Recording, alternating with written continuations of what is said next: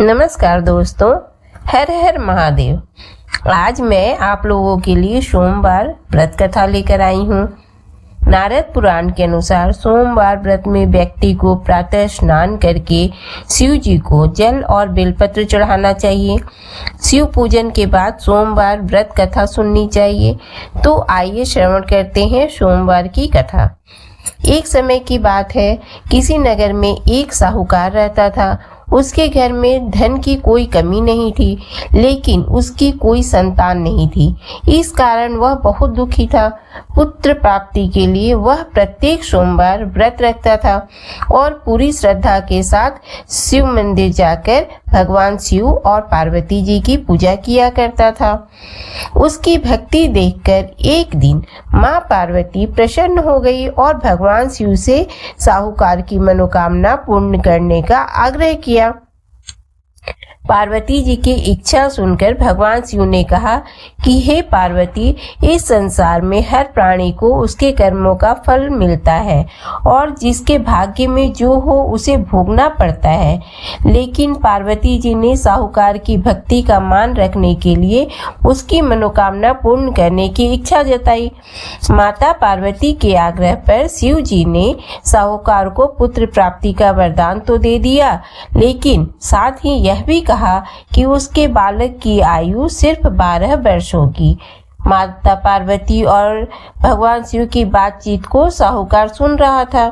उसे ना तो इस बात की खुशी हुई थी और ना ही दुख।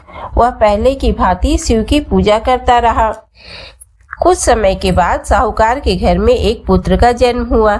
जब वह बालक 11 वर्ष का हुआ तो उसे पढ़ने के लिए काशी भेज दिया गया।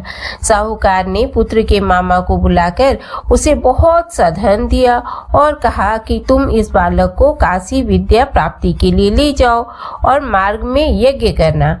जहाँ भी यज्ञ कराओ वहाँ ब्राह्मणों को भोजन कराते हुए दक्षिणा देते हुए जाना।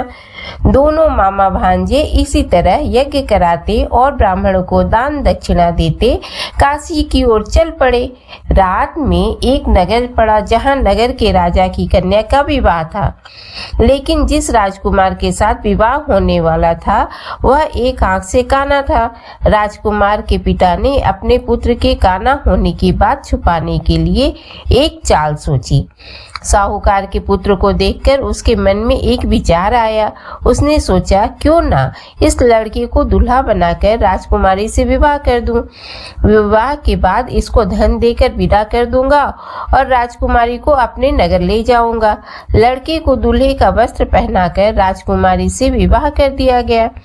लेकिन साहूकार का पुत्र ईमानदार था। उसे यह बात न्याय संगत नहीं लगी। उसने अवसर पाकर राजकुमारी के पल्ले पर लिखा कि तुम्हारा विवाह तो मेरे साथ हुआ है, लेकिन जिस राजकुमार के साथ तुम्हें भेजा जाएगा वह एक आंख से काना है। मैं तो काशी पढ़ने जा रहा हूँ। जब राजकुमारी ने चुन्नी पर लिखी बातें पढ़ी तो उसने अपने माता पिता को यह बात बताई। राजा ने अपनी पुत्री को विदा नहीं किया, जिससे बारात वापस चली गई। दूसरी ओर साहूकार का लड़का और मामा काशी पहुंचे और वहां जाकर यज्ञ किया। जिस दिन लड़के की आयु 12 साल की हुई उसी दिन यज्ञ रखा गया। लड़के ने अपने मामा से कहा, मेरी तबीयत कुछ ठीक नहीं है। मामा ने कहा कि तुम अंदर जाकर सो जाओ। शिव जी के वरदान के अनुसार कुछ ही देर में उस बालक के प्राण निकल गए। मृत भांजे को देख उसके मामा विलाप शुरू किए। संयोगवश उसी समय शिव जी और माता पार्वती उधर से जा रहे थे। पार्वती ने कहा, स्वामी, मुझे इसके रोने के स्वर सहन नहीं हो रहे हैं। आप इस व्यक्ति के कष्ट को अवश्य दूर करें। जब शिव जी मृत बालक के समीप गए तो वह बोले कि यह उसी साहूकार का पुत्र है जिसे मैंने 12 वर्ष की आयु का वरदान दिया था। अब उसकी आयु पूरी हो चुकी है। लेकिन मातृभाव से विभोर माता पार्वती ने कहा कि हे महादेव, आप इस बालक को और आयु देने की कृपा करें, अन्यथा इसके वियोग में इसके माता पिता भी तड़प तड़प कर मर जाएंगे। माता पिता के आग्रह पर माता पार्वती के आग्रह पर भगवान शिव ने उस लड़के को जीवित होने का वरदान दिया। शिव जी की कृपा से वह लड़का जीवित हो गया। शिक्षा समाप्त करके लड़का मामा के साथ अपने नगर की ओर चल दिया। दोनों चलते चलते हुए उसी नगर में पहुंचे जहां उसका विवाह हुआ था। उस नगर में भी उन्होंने यज्ञ का आयोजन किया। उस लड़के के ससुर ने उसे पहचान लिया और महल में ले जाकर उसकी खातिरदारी की और अपनी पुत्री को विदा किया। इधर साहूकार और उसकी पत्नी भूखे प्यासे रहकर बेटी की प्रतीक्षा कर रहे थे।